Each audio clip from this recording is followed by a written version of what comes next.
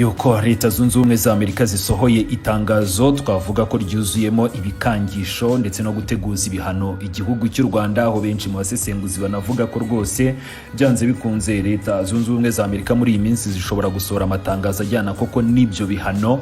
Ni mu gihe ariko nanone tugitegereje, ni byinshi bikomeje kugenda bivugwa, aho benshi bagaragaza ko uyu murongo Leta Zunze Ubumwe za Amerika zahisemo wo kubogamira ku ruhande rumwe bishobora kurangira aya masezerano ya Washington yose asenyutse, bishobora gutuma iyi ntambara yo mu burasirazuba yagukira no mu bindi bice bitandukanye, kandi bigatuma amahoro arushaho kuba kure. Ni mu gihe abaturage bo mu karere bakomeje kwishyura ikiguzi cy'iyi ntambara. Ikindi kandi u Rwanda narwo rukaba rukomeje kugenda rugira impungenge z'umutekano warwo. Ese ni gute uyu mwanzuro wa Leta Zunze Ubumwe za Amerika ushobora kuba ugiye gusenya byose? Ni gute intambara ishobora kuba igiye kwaguka? Ribo hasi handitse subscribe, iyi nkuru naguteguriye iraza gusubiza ibyo bibazo byose. Ni nyuma y'ifatwa ry'umujyi wa Uvira n'ihuriro AFC M23 wa Leta Zunze Ubumwe za Amerika, umuhuza mu masezerano ya Washington zahise zifata icyerekezo gishya cyatumye abantu benshi bibaza niba koko Amerika yabikira umuhuza utabogamye.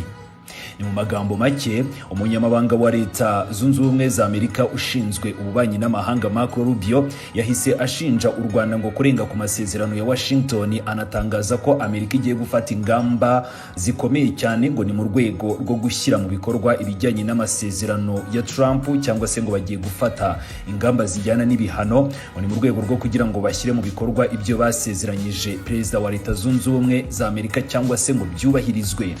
Iri tangazo ryaje mu gihe ku butaka imirwano yari imaze igihe, AFC M23 ikavuga ko yashotowe kenshi, by'umwihariko binyuze mu bisasu by'indege zitagira abapilote, no kuvuga drones, ibisasu by'indege z'intambara cyane cyane Sukhoi 25, ndetse n'ibitero byahungabanyije abasivile mu bice bitandukanye birimo n'abaturage b'abanyamurenge. Ahanini ibi byose kandi bikaba byarabayeho mbere y'uko AFC M23 isubiza, ariko nanone ntabwo byigeze bivugwaho, cyangwa se nta majwi yigeze agaragara yaba Leta Zunze Ubumwe za Amerika cyangwa se n'abandi ngo babe bashinja Leta ya Repubulika Iharanira Demokarasi ya Kongo kirenga ku masezerano. Ibyo byose byavuzwe kuri 23, ni mu gihe nyamara n'ayo masezerano abakuru b'ibihugu bayashyizeho umukono imirwano hashize igihe kirekire itangiye. Abasesenguzi benshi bavuga ko Amerika yafashe uruhande rugaragara, ibintu bishobora gusenya mu buryo bwa burundu icyizere cy'amasezerano ya Washington. Ni mu mateka y'akarere, igihe umuhuza afashe uruhande bigira ingaruka zikomeye ako kanya. Intambara rero benshi bakagaragaza ko ishobora noneho kuba igiye gufata urundi rwego, cyangwa se ko ishobora kuba igiye gufata indi ntera. Abakurikiranira hafi politiki yo mu karere k'ibiyaga bigari bagaragaza ibi bikurikira. Icyambere, Amerika ngo yirengagije ibikorwa bya Kinshasa birimo gukorana n'imitwe yitwaje intwaro nka Wazalendo, igizwe ahanini n'inyeshyamba zifatanya n'igisirikare, ziteguye neza rwose gukomeza guhungabanya abasivile, kandi zimwe muri zo zikanagendera ku ngengabitekerezo ikomeye cyane ya jenoside. Hari ukwitabaza abarundi mu ntambara ya Repubulika Iharanira Demokarasi ya Kongo. Ingabo z'u Burundi zirafatanya na FARDC na FDLR mu bikorwa byo kwica abasivile, harimo ibisasu bikomeje kugenda bigabwa ahanini ku midugudu ituwe n'abanyamurenge.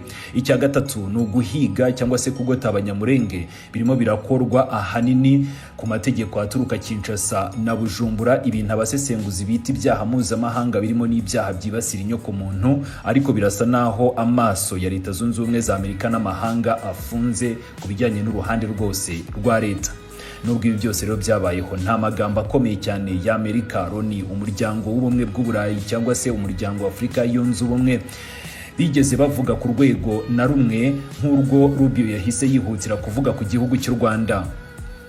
Ikindi kandi kirengagijwe n'amahanga nk'uko bamwe babivuga, ni amagambo yavuzwe ku mugaragaro n'abayobozi bakuru. Hari Perezida Felix Antoine Tshisekedi Tshilombo ubwe wa Repubulika Iharanira Demokarasi ya Kongo na Evariste Ndayishimiye w'u Burundi, bombi bagiye batangaza ku mugaragaro ko biteguye guhungabanya umutekano w'igihugu cy'u Rwanda ndetse bakanakuraho ubutegetsi. Si ibyo gusa, bakaba barahisemo no kuvuga ko biteguye gufatanya n'uwari we wese, ubwo ni ukuvuga n'umutwe wa FDLR ugambiriye guhungabanya umutekano w'u Rwanda n'Abanyarwanda. Ariko ibyo byose birasa naho bitigeze byumvikana, cyangwa se kabo ngabo bakomeje kugenda bashyira igitutu ku gihugu cy'u Rwanda ko nta numwe waba warigeze byumva. Icyakora Loni, Amerika n'abandi bafatanyabikorwa mpuzamahanga bo bahisemo nyine kwicecekerana ku bijyanye n'uruhande rw'igihugu cy'u Rwanda cyangwa se M23 nk'uko bagiye babigaragaza mu mateka y'akarere. Ni ku ruhande rw'imitwe yitwaje intwaro ishyigikiwe na Kinshasa, abadepite n'abayobozi ba Wazalendo barimo nk'uwitwa Willy Mishiki baherutse gutangaza ku mugaragaro ko bashaka gutera igihugu cy'u Rwanda mu byumweru bitatu cyangwa se ngo mu minsi 18 bakaba bamaze kugera mu gihugu cy'u Rwanda bakaruhungabanyiriza umutekano. Ibi byafashwe na benshi nk'indi mpamvu y'uko u Rwanda rushobora gukomeza gufata ingamba z'ubwirinzi, kabone n'ubwo Amerika yonyine yumva ko ibyo ngibyo bitagomba kubaho, kahubwo u Rwanda rugomba gukomeza gushyirwaho igitutu kugira ngo rurangaze urugo rwarwo, cyangwa se ingamba zose z'ubwirinzi zikurweho, ngo ni mu rwego rwo gushimisha Repubulika Iharanira Demokarasi ya Kongo. Ni mu masezerano ya Washington, Repubulika Iharanira Demokarasi ya Kongo yari yiyemeje gusenya mu buryo bwa burundu ndetse no guhagarika gukorana na FDLR, umutwe u Rwanda rumaze igihe ruvuga ko uhungabanya umutekano warwo, ariko kugeza ubu ngubu FDLR rwose iracyahari. Ubu ngubu ahubwo nibwo twavuga ko itangiye kwiyubaka neza, hari n'ibivanye cyangwa se bijyana n'inkunga iri guhabwa noneho n'ibihugu bibiri. Kuri ubu ngubu hari igihugu cy'abaturanyi cy'u Burundi ndetse na Repubulika Iharanira Demokarasi ya Kongo bari kuyifasha cyane, ni mu rwego rwo kugira ngo nayo ikomeze kubafasha guhangana na M23. Ibi nabyo rero ni ukurenga ku masezerano ya Washington, ariko nta tangazo kugeza ubu ngubu turabona rituruka kuri uyu munyamabanga wa leta Marco Rubio rigira icyo rivuga kuri Kinshasa. Abasesenguzi bibaza rero niba impamvu uruhande rumwe gusa ari rwo rushobora gukemura ibibazo, ni mu gihe bigaragara neza ko amasezerano yishwa ahubwo n'uruhande rwa Repubulika Iharanira Demokarasi ya Kongo ku kigero cyo hejuru. Hari n'abandi bavuga ko umwanzuro wa Amerika ushobora kuba ushingiye ku nyungu z'amabuye y'agaciro yo mu burasirazuba bwa Repubulika Iharanira Demokarasi ya Kongo. Ibi byo tugomba no kubanza kubyibukiranya. Repubulika Iharanira Demokarasi ya Kongo ubwayo niyo yahagurutse ifata ya mbere ijya gusaba Perezida Trump ko yakwinjira muri iki kibazo, maze yamara kukinjiramo nawe ngagahabwa amabuye y'agaciro. Benshi rero bongeye kubigarukaho bagaragaza ko byanze bikunze ko Perezida Trump nawe ashobora kuba atangiye kugwa mu murongo umwe n'uwo yasimbuye Joe Biden, akaba rero atangiye gushyira imbere inyungu za Leta Zunze Ubumwe za Amerika aho kwita ku baturage bo mu burasirazuba bwa Repubulika Iharanira Demokarasi ya Kongo bakomeje gushirira muri izi ntambara. N'imyaka myinshi abaturage kuri ubu ngubu bakomeje kugenda bahura n'izo ntambara, barimurwa ku gahato, baricwa, abandi bakomeje kugenda bashinjwa kuba abanyarwanda cyangwa se kuba basakuriya. Ibyo ni byakomeje kugenda bibagiraho ingaruka mu myaka myinshi. Bamwe rero banabigereranya n'amateka mabi, aho amahanga yakomeje kureberera, bikaba bisa neza n'ibyigeze kuba mu gihugu cy'u Rwanda muri 1994 n'ubundi ubwo amahanga yateraga umugongo igihugu cy'u Rwanda, ni mu bihe bya Jenoside yakorewe Abatutsi. Ni muri urwo rwego rero benshi baragaragaza ko abanyekongo bavuga ururimi rw'ikinyarwanda cyane cyane abo mu bwoko bw'Abatutsi n'Abanyamurenge bahora birengagizwa iteka ryose ku nyungu za politiki cyangwa se inyungu z'amabuye y'agaciro. Ibyo rero ntabwo birangirira ku kwirwanaho, birafatwa ahubwo nk'ubugizi bwa nabi. Ni mu gihe ibitero bikomeje kugenda bibagabwaho, abo bose bagaceceka, ubwo bagahitamo gushyira igitutu ku ruhande rumwe barengera inyungu zabo. Abakurikiranira hafi amakuru yo ku butaka bakagaragaza ko itandukaniro rikomeye hagati y'ibibera muri Repubulika Iharanira Demokarasi ya Kongo cyangwa se iby'ukuri n'ibitangazwa mu bitangazamakuru mpuzamahanga. Urugero batanga ni Uvira, aho hari amashusho y'abarwanyi ba M23 baganira n'abaturage, abaturage babishimira ubwo binjiraga muri uwo mujyi. Ibikorwa by'ubuyobozi n'umutekano aho bigaragara ko muri uwo mujyi byamaze kugaruka, bikajyana n'uko abaturage bakomeje kugaruka nabo ubwabo bagatangaza ko babanye neza na M23 ndetse ko babona impinduka zikomeye ugereranyije n'abahoraga babatoteza.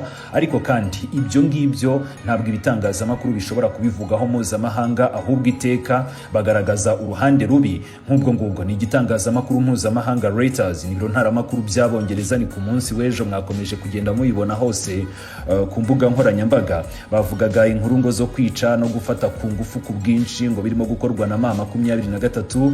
Ibyo ni izo nkuru bo bahisemo kujya gutangaza, ni ku bijyanye n'umujyi wa Uvira, kandi nyamara ku munsi w'ejo w'ejo ni nabwo hiriwe amashusho cyangwa se n'andi makuru menshi cyane agaragaza abaturage bari batangiye gutahuka. Ibyo rero nanone bigakomeza kugaragaza uko ibihugu bimwe na bimwe bikomeje kugenda bikoresha ibitangazamakuru mu gukomeza gushyira imbere inyungu zabo. Ibi bituma benshi kandi bibaza uwungukira muri iyi ntambara cyangwa se abakomeza kuyungukiramo n'impamvu amahanga akomeza kwerekana isura ihabanye n'ibibera ku butaka. Abasesenguzi benshi rero baraburira ko niba Amerika ikomeje gufata uruhande mu masezerano ya Washington, aya masezerano ashobora gusenyuka mu buryo bwa burundu hadaciye kabiri. Ibyo rero ngo bishobora kongera intambara bigatuma Repubulika Iharanira Demokarasi ya Kongo irushaho gucikamo ibice, cyane cyane abaturage bo mu burasirazuba n'ibihugu by'abaturanyi cyangwa se bituranye n'ubwo burasirazuba nabo ubwabo barambiwe intambara zidashira n'intege nke za Kinshasa, aho amahoro yaboneka binyuze mu biganiro. Intambara ishobora gukomeza kandi noneho igakomeza kwagukira no mu bindi bice bya Repubulika Iharanira Demokarasi ya Kongo. Nk'ubu ngubu ubu ndimo kukugezaho inkuru ubwoba ni bwose ko M23 ishobora kwerekeza mu bice bya Katanga. Ni kubw'ibyo rero benshi bakemeza ko uyu mukino wa Amerika ushaje wo gukomeza gukangisha ibihano, aho bumva ko guhindura ibintu ku butaka ko bashobora gukoresha igitutu cy'ibihano cyangwa se kubogama. Benshi bakagaragaza ko uwo mukino wamaze gusaza, ko ahubwo icyari gikenewe muri aka kanya nuko Leta Zunze Ubumwe za Amerika nk'umuhuza ufite ingufu yagakwiriye kujya hagati y'impande zombi nta kubogama, kandi agakoresha icyo gitutu ku mpande zombi. Ni mu mbonero z'abasesenguzi binyuze ku ruhande rw'igihugu cy'u Rwanda bakavuga ko Loni n'inzego mpuzamahanga zagiye zitsindwa ku kwiga ku mateka, n'igihe intumwa z'u Rwanda muri Loni zagaragaje cyangwa se zikongera kwibutsa uko jenoside yateguwe, inama y'umutekano igakomeza kubyirengagiza. Ibyo rero byatumye u Rwanda rukomeza kugaragaza ko rwize isomo, rukumva ko umutekano warwo ugomba gusigasirwa n'Abanyarwanda ubwabo, nta gutegereza abo banyamahanga. Hanyuma rero tugana ku musozo, ni mu ncamake gufata uruhande kwa Amerika ndetse no gukangisha ibihano igihugu cy'u Rwanda ni mu gihe ari umuhuza bishobora gusenya icyizere cyose cy'amasezerano ya Washington, kongera intambara aho kuyihosha, gutuma amahoro arushaho kuba kure. Ni mu gihe abaturage bo mu karere bakomeje kwishyura ikiguzi cy'intambara. Abasesenguzi barasanga niba koko Amerika ishaka amahoro arambye, igomba gusubira ku murongo w'ubuhuza butabogamye cyangwa se butabogamira ku ruhande rumwe, maze igashyira igitutu ku mpande zombi, aho kuba guhitamo uruhande rumwe mu ntambara ifite amateka maremare n'imizi igoye.